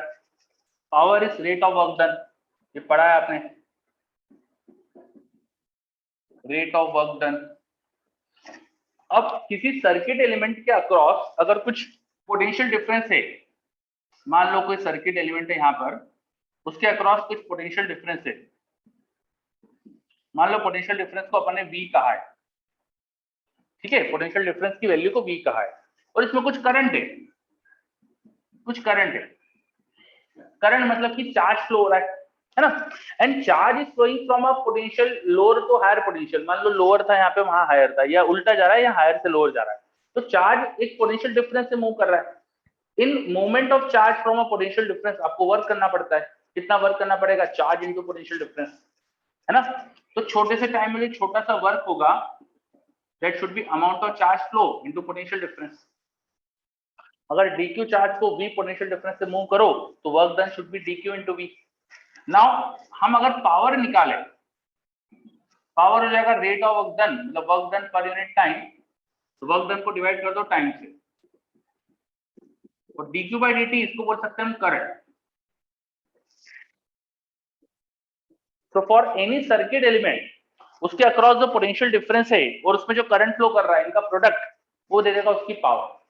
पोटेंशियल डिफरेंस और करंट का प्रोडक्ट वो दे देगा उसकी पावर. ये समझ में आ रहा है? पोटेंशियल डिफरेंस और करंट का प्रोडक्ट वो दे देगा इसकी पावर.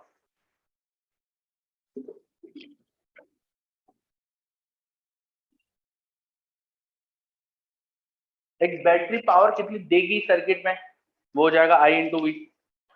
एक सर्किट एलिमेंट जैसे रेजिस्टेंस की बात करें तो रेजिस्टेंस में कितनी पावर कंज्यूम हो रही होगी, वो भी हो जाएगा I into V. Her circuit element के लिए इक्वेशन लगा सकते हैं I into V. कुछ सर्किट एलिमेंट पावर देते हैं, जैसे सेल पावर देता है, सप्लाई करता है. कुछ सर्किट एलिमेंट पावर कंज्यूम करते हैं, लाइक रेजिस्टेंस, वो पावर कंज्यूम करता है. तो सबके लिए अपन पावर का फॉर्मूला लिख सकते हैं I into V. क्या है, समझ में आ रहा है? कोई रिप्लाई नहीं आया मेरे पास. आया कि नहीं आया? बच्चे मुझे बोल रहे हैं. ओके, ठीक है. तो अब जो पावर होती है वो इन दोनों में कितनी कितनी डेवलप हो रही थी, उनका रेशो क्या होगा. जब रेजिस्टेंस सीरीज में होते तो पावर का रेशो क्या होना चाहिए. तो पावर हमारे पास देखो I into V थी और I तो दोनों में सेम था, तो पावर का रेशो इक्वल टू V का रेशो, और V का रेशो मतलब R का रेशो हो गया. तो दिस इंप्लाइज दैट कि इनमें जो पावर का रेशो होना चाहिए वो भी रेजिस्टेंस के रेशो में होना चाहिए. इस रेजिस्टेंस R1 में जो पावर डेवलप हुई और रेजिस्टेंस R2 में जो पावर डेवलप हुई, उसका रेशो रेजिस्टेंस के रेशो में होना चाहिए. चलो ये चीज समझ में आई क्या? ठीक है. तो रजिस्टर के लिए एक थोड़ी सी और बात कर लेते हैं कि रजिस्टर में पावर जाती क्या है. मेरे पास कोई रेजिस्टेंस है, अगर उसमें करंट I फ्लो कर रहा है, रेजिस्टेंस R है, तो इसमें जो पावर डेवलप होती है वो अपन लिख देंगे V into I. ठीक है, V into I. Ohm's law से V इक्वल टू IR भी लिख सकते हैं अपन, V इक्वल टू IR भी लिख सकते हैं ओम्स लॉ से. ठीक है, तो V को अगर IR डाला तो I स्क्वायर R हो जाएगा, या I को V बाय R डाला तो V स्क्वायर बाय R हो जाएगा. तो एक रजिस्टर के लिए पावर हमारे पास दो रिलेशन और आ गए, I स्क्वायर R या फिर V स्क्वायर बाय R. अभी I स्क्वायर R या V स्क्वायर बाय R कहा जा रही है पावर. एक्चुअली रेजिस्टेंस के अंदर जब हम चार्ज फ्लो कराते हैं, जैसे हमने पढ़ा था कंडक्टर में चार्ज फ्लो होता है तो इलेक्ट्रॉन्स टकराते रहते हैं आयन से, कर्नल्स बोलते हैं जिनको. तो उस कोलिजन्स में उनकी एनर्जी जो गेन करी वो लूज करते हैं, और वो जो एनर्जी गेन कर रहे हैं इलेक्ट्रिक फील्ड से, वही ये पावर है, और वो लूज करते हैं टकरा टकरा के हीट के फॉर्म में. तो ये जो पावर है ना जो रेजिस्टर कंज्यूम करता है, पूरा हीट के फॉर्म में डिसिपेट कर देता है. Resistance consumes power and converts it into heat. वो पावर को हीट में कन्वर्ट कर देता है. जो बल्ब्स होते हैं वो कुछ पावर को है ना लाइट में भी कन्वर्ट करते हैं. अपन जो पहले बल्ब्स यूज करते थे, आजकल भी यूज करते हैं, जो CFL बल्ब या LED बल्ब होते हैं, वो यही पावर को क्या करते हैं, लाइट में कन्वर्ट करते हैं. तो कुछ अप्लायंसेस जो है हमारे, वो इस पावर को कुछ यूजफुल चीज में कन्वर्ट कर देते हैं. जैसे गीजर जो होता है, इलेक्ट्रिक गीजर, वो इस पावर को हीट में कन्वर्ट करता है और इस हीट से पानी गर्म कर लेते हैं अपन. तो अप्लायंसेस इसको कुछ काम की चीजों में भी कन्वर्ट कर सकते हैं. रजिस्टर किस में कन्वर्ट करता है, हीट में. ठीक है, और उस हीट की वजह से थोड़ी देर बाद रेजिस्टेंस हीट अप भी हो जाता है, उसका टेम्परेचर भी बढ़ जाएगा. समझ में आ रही बात? ये चीज क्लियर हो रही है आपको? रेजिस्टेंस थोड़ा हीट अप भी हो जाएगा. ठीक है, अब इससे आपके दिमाग में डाउट आना चाहिए था कि रेजिस्टेंस अगर हीट अप हो जाएगा, इसका मतलब ये हुआ कि कोई सर्किट अगर मैंने स्विच ऑन करा है तो आफ्टर सम टाइम इन रेजिस्टेंसेस की वैल्यू बढ़ जाएगी. आफ्टर सम टाइम इन रेजिस्टेंस की वैल्यू बढ़ जाएगी, है ना, क्योंकि टेम्परेचर बढ़ाने से रेजिस्टेंस बढ़ता है, और रेजिस्टेंस बढ़ेगा तो सर्किट में करंट थोड़ा सा कम हो जाएगा. ज्यादा नहीं बढ़ती रेजिस्टेंस वैल्यू, थोड़ी बढ़ती है, इसलिए करंट थोड़ा कम भी हो जाता है. तो सर्किट्स में लॉन्ग टाइम तक अगर उन्हें स्विच ऑन रखो ना तो करंट गेट्स चेंज्ड. उनमें रेजिस्टेंस हीट अप होने से बढ़ जाता है, जिससे थोड़ा करंट कम हो जाता है। क्लियर?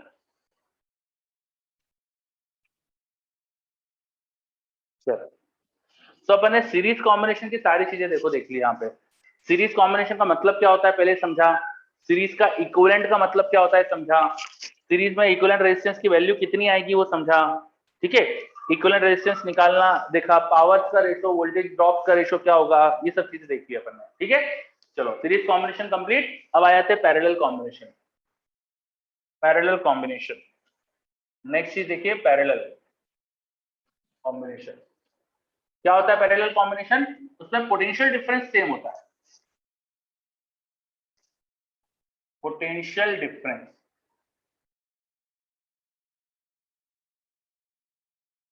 अगर दो रेजिस्टेंस इस तरह से कनेक्टेड हो कि उनमें पोटेंशियल डिफरेंस सेम रहे, तो हम बोलते हैं कि वो पैरेलल में।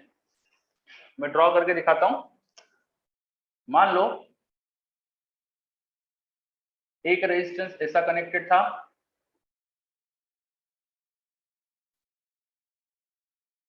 तो दूसरा रेजिस्टेंस ऐसा कनेक्टेड है।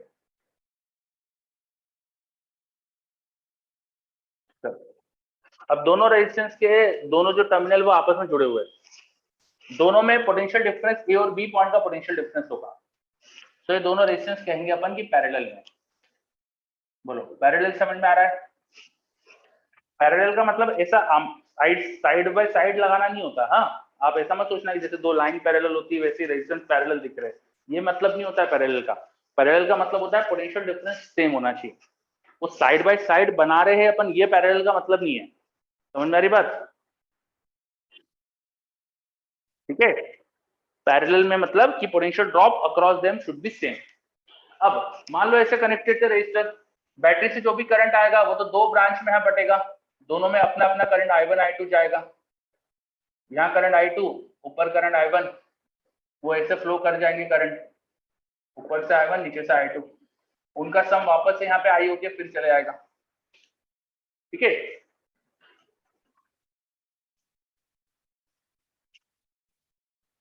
अब जो बैटरी का पोटेंशियल डिफरेंस है, देखो ए और बी का पोटेंशियल डिफरेंस वही होना चाहिए, ए और बी का पोटेंशियल डिफरेंस वही होना चाहिए। यहाँ से हमको पोटेंशियल डिफरेंस ई दिखना चाहिए।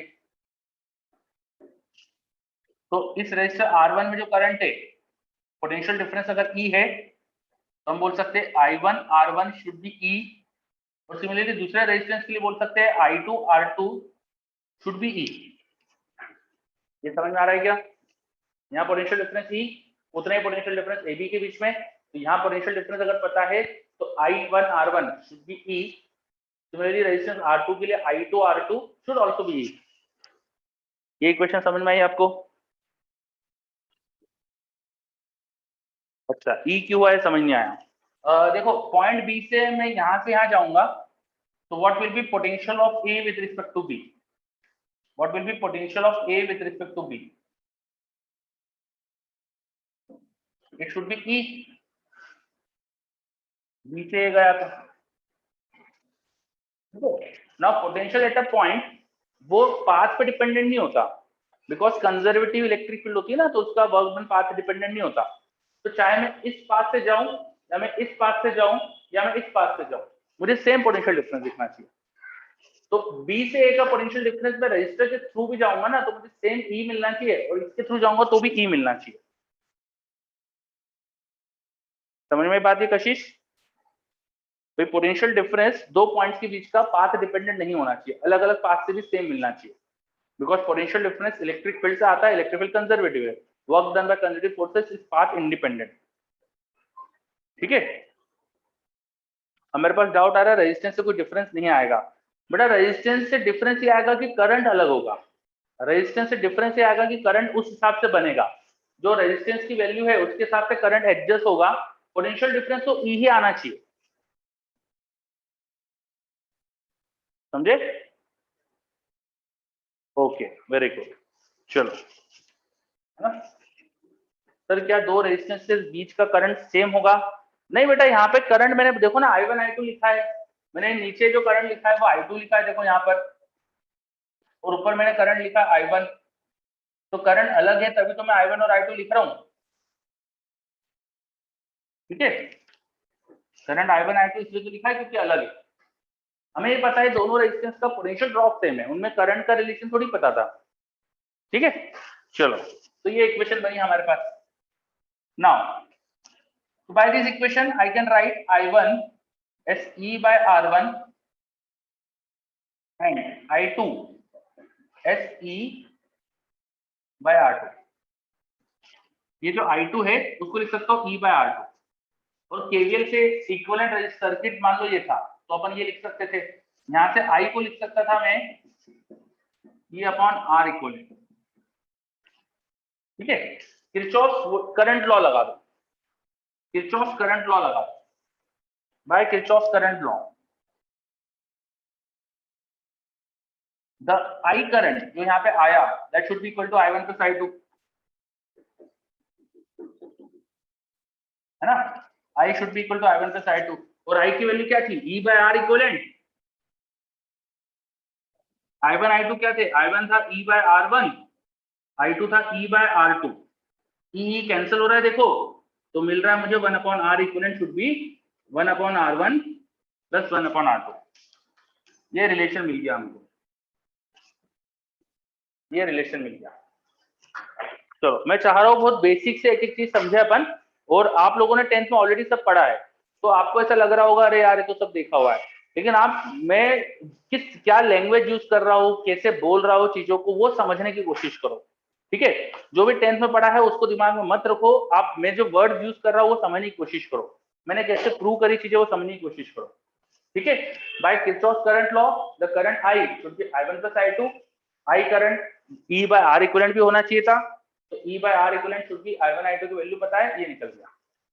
आ रहा है समझ में कैसे आया प्रूफ, कैसे आ रहा है हमारे पास 1 by R equivalent equal to 1 by R1 plus 1 by R2।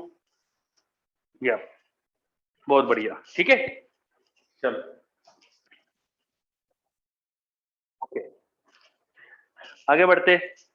तो अब कई सारे रेजिस्टेंसेस हो, अगर अभी तो 2 रेजिस्टेंस की बात करी, बिल्कुल सिमिलर लॉजिक से अब मेरे पास अगर बहुत सारे रेजिस्टेंस होंगे तो उनके लिए भी सेम लॉजिक से मैं लिख सकता हूँ।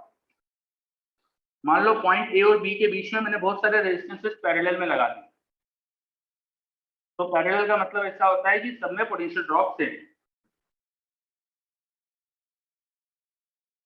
ये सब रेजिस्टेंस पैरेलल में,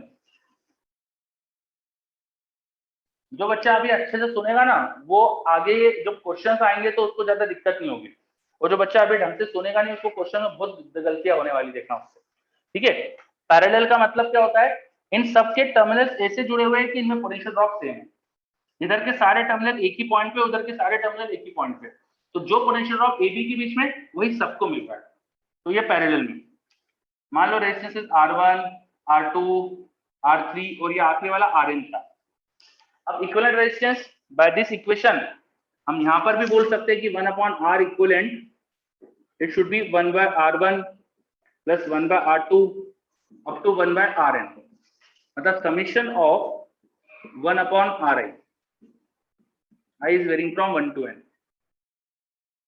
I is varying from 1 to n, और ये सब अगर इक्वल हो जाएंगे, if Ri equal to R, this implies that 1 upon R equivalent हो जाएगा हमारे पास n by R, या R इक्वलेंट हो जाएगा R by n। सारे रेजिस्टेंस इक्वल होंगे तो equivalent resistance R by n। ठीक, अब हमारे बात ये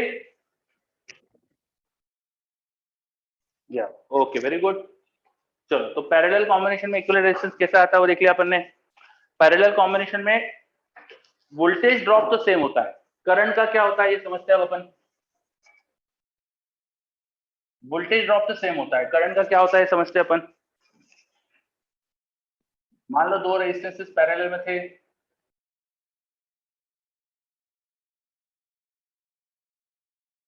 लाइक दिस।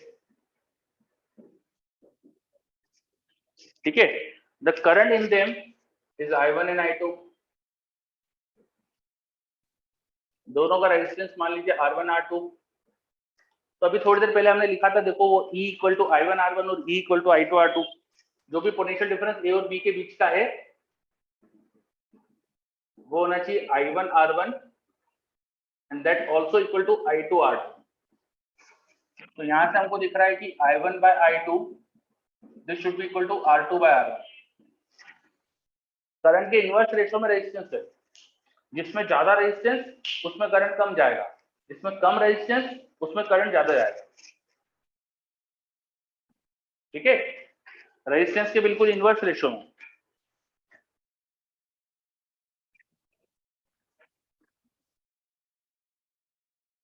सीरीज में क्या था, रेजिस्टेंस तो करंट तो सेम ही होता था, सीरीज में current same, potential difference resistance के रेशियो में था वहां। चलो ये इक्वेशन क्लियर। पावर की बात करें, पावर रेजिस्टर के लिए V स्क्वायर बाय R से भी लिख सकते थे, V पैरेलल में सेम होता है, तो पावर सिंपल सी बात है, रेजिस्टेंस के इनवर्स रेशियो में लिखेंगे। यहाँ पे पावर का रेशियो शुड बी रेजिस्टर का उल्टा रेशियो हो जाएगा। पावर इन रेजिस्टेंस R1 और पावर इन रेजिस्टेंस R2 का रेशियो बिल्कुल रेजिस्टेंस के इनवर्स रेशियो में हो जाएगा।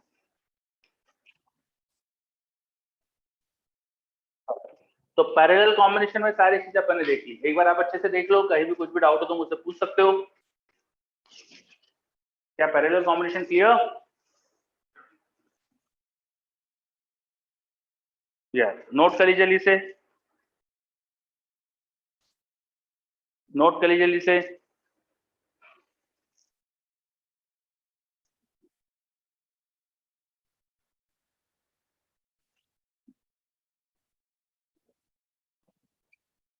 डन, ओके, बहुत बढ़िया। चलो, तो रेजिस्टेंसेस का सीरीज कॉम्बिनेशन करके इक्विवेलेंट क्या आता है, पैरेलल कॉम्बिनेशन करके इक्विवेलेंट क्या आता है, ये अपन ने समझा। अब हम कुछ सिंपल सर्किट सॉल्व करना सीखते हैं और फिर इक्विवेलेंट रेजिस्टेंस निकालने के केसेस को और समझेंगे अपन। ठीक है, तो नेक्स्ट लिखो circuit solving. Next is circuit solving. Circuit solving, ये 18 में जो भी लिखा था मैंने, शुरुआत की थी 18 पूरी, सर्किट सॉल्विंग।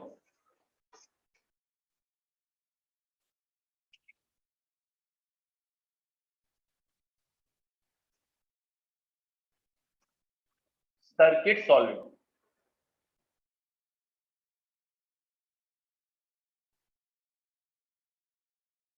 सर्किट सॉल्विंग का मतलब क्या होता है कि हम सर्किट में अगर किसी करंट की वैल्यू पूछी किसी एलिमेंट से तो वो बता दे, किसी एलिमेंट के अक्रॉस पोटेंशियल डिफरेंस पूछा तो वो बता दे, तो सर्किट में जो जो चीज पूछी जाए हम बता सके, तो इस प्रोसेस को बोलते हैं सर्किट सॉल्विंग।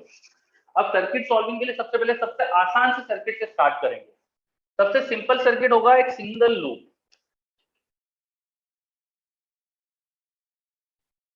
सिंगल लूप सबसे आसान सर्किट होता है, अकेला लूप।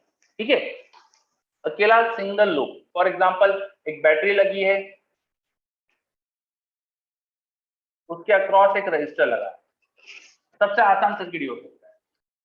इसमें कोई पूछ ले कि भाई करंट कितना है, मान लो बैटरी का ईएमएफ E, रेजिस्टेंस R, तो यहाँ करंट कितना बता सकते हैं अपन, किरचॉफ लॉ लगा दे तो E minus I R equal to 0, हम लिखेंगे E minus I R equal to 0। इस इक्वेशन से करंट आ जाएगा, देखो E बाय R, करंट पता चल गया। इसमें सब बता सकते हैं अपन। मल्टीपल सेल कर दो, मल्टीपल रजिस्टर कर दो, एक सिंगल लूप,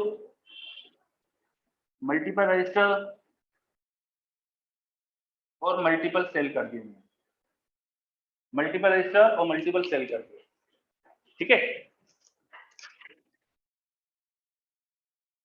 सर, हाँ बोलिए। सर ये E माइनस आर कैसा है सर?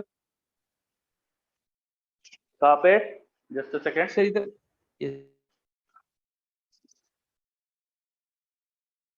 ठीक है, ये E minus I are 0, yes sir. Kirchhoff voltage law,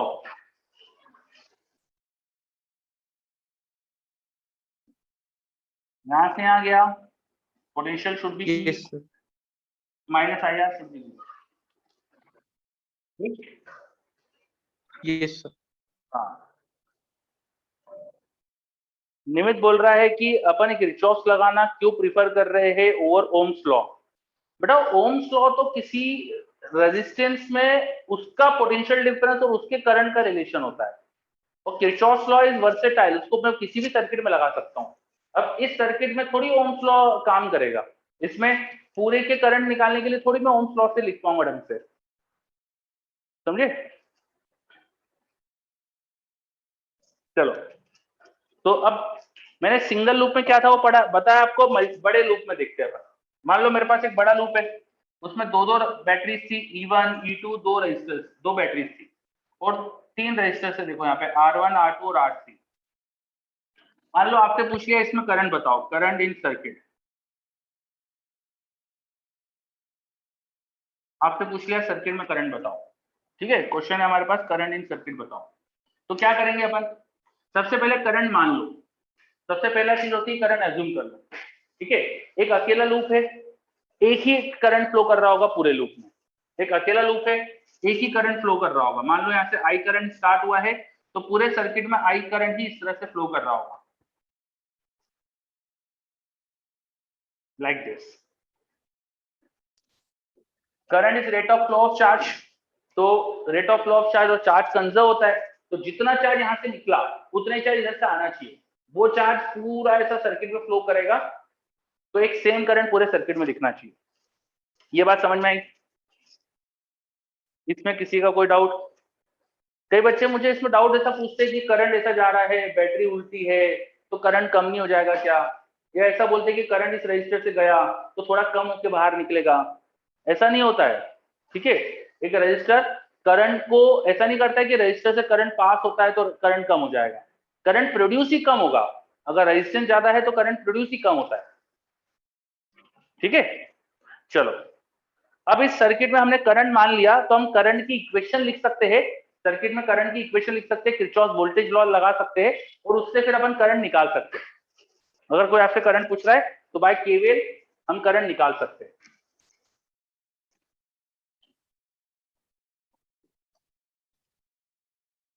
तो बाय केवीएल हम क्या लिखेंगे, चलो इस बैटरी से स्टार्ट करता हूं मैं, यहां से यहां गए प्लस E1, यहां गए करंट की डायरेक्शन में जा रहे minus IR1, R2 resistance, sorry, इस बैटरी को क्रॉस कर रहे प्लस से माइनस, माइनस E2, ठीक है? इस रेजिस्टर को क्रॉस कर रहे IR3, माइनस में IR3, फिर इस रेजिस्टर को क्रॉस कर रहे करंट की डायरेक्शन में जा रहे हैं तो माइनस IR1, और इन सबका सम होना चाहिए 0। किरचॉफ वोल्टेज लॉ पूरे लूप में लगाया तो सबका सम 0। ये इक्वेशन लिखना समझ में आ रही क्या? ये इक्वेशन लिखना समझ में आई क्या भाई? इसका आंसर हो सकता है आपको पहले से बताओ, मेरा एम था आपको इक्वेशन लिखना सिखाना, वो आ गई, वेरी गुड। बस तो यहां से देखो थोड़ा सा सॉल्व करते हैं, E1 और E2 का डिफरेंस यही रहने देते हैं, सारे IR उधर ले जाते हैं, आई कॉमन आ रहा है, अंदर हो रहा है R1 plus R2 plus R3, तो करंट आ गया हमारे पास E1 minus E2 upon R1 plus R2 plus R3। अब इसको रट सकते हो आप कि सिंगल लूप में जो करंट आता है वो आता है net EMF upon net resistance, ठीक है? अब ऐसा बार बार थोड़ी एक सिंगल लूप में अपन किरचॉफ लॉ लगाते रहेंगे भाई, एक बार सीखने के लिए लगा लिया। अब याद रखना है आपको, सिंगल लूप है, एक अकेला लूप है, उसमें कितना नेट EMF है देखो भाई, एक बैटरी की जो डायरेक्शन थी दूसरे के उसका उल्टा है, तो ये करंट को अलाउ कर रही है, करंट को अपोज कर रही है, इसलिए इनका नेट EMF है E1 माइनस E2 आ गया। और जितने रेजिस्टेंस है सबका सम कर दो। अगर मेरे पास बैटरीज और रेजिस्टर्स का एक सिंगल लूप है तो उसमें करंट निकालना अपन को अगली बार फटाफट आना चाहिए, I equal to net EMF by net resistance. ये आ रही है इक्वेशन समझ में? ये इक्वेशन समझ में आ रही है? Yes, okay. चलो, अब सर्किट सॉल्विंग जस्ट स्टार्ट करा है अपन ने, और करेंगे। अभी अपना टाइम हो चुका है तो आज यहीं रुकते हैं अपन, नेक्स्ट क्लास में और सर्किट्स को सॉल्व करना सीखेंगे। अभी तो मैंने सिंगल लूप बताया, अब मैं इसमें मल्टीपल कनेक्शंस रेजिस्टेंस के बना दूंगा, थोड़े से सीरीज पैरेलल कॉम्बिनेशन को इन्वॉल्व करूंगा, है ना? थोड़े से और टफ सर्किट्स को सीखेंगे नेक्स्ट क्लास में, ठीक है? चलो, निमित बोल रहा है सिंगल लूप में पैरेलल कनेक्शन नहीं होगा ना? हाँ बेटा, अगर एक अकेला लूप है तो सारे रेजिस्टर सीरीज में हो सकते हैं, उसमें करंट देखो सब में सेम आएगा, तो सीरीज में ही होंगे वो, ठीक है? सिंगल लूप में सारे रेजिस्टर्स हमेशा जुड़ेंगे, ऐड हो जाएंगे, लाइक सीरीज कॉम्बिनेशन, बिकॉज सब में करंट सेम होता है, ठीक? चलो, ओके बच्चों। BB12 के अलावा मैंने आप लोगों को रेस और वीकली असाइनमेंट भेजा था, तो आपके लिए होमवर्क है, तो वो करना है। कल अपना डाउट सेशन है तो उसमें डिस्कस कर लेंगे, ठीक? यस, ओके बच्चों, बाय, मिलते हैं नेक्स्ट क्लास में, take care, thank you all.